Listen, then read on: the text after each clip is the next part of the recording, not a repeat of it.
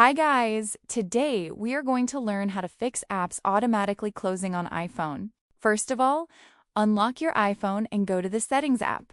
After that, scroll down and tap on General because all important system options are inside it. Then click on Software Update and check if any update is available.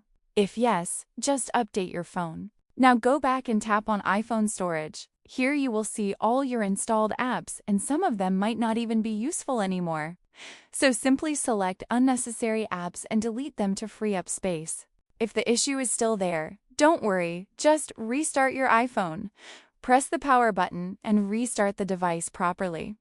Sometimes, small system glitches cause apps to crash, and a restart clears everything. Now open any app and check if it is working properly. Most of the time, after following these steps, the issue gets fully resolved.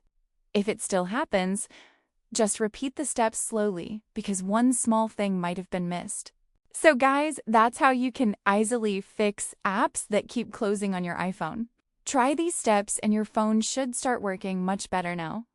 If this helped you, make sure to subscribe and comment if you want more easy iPhone tips.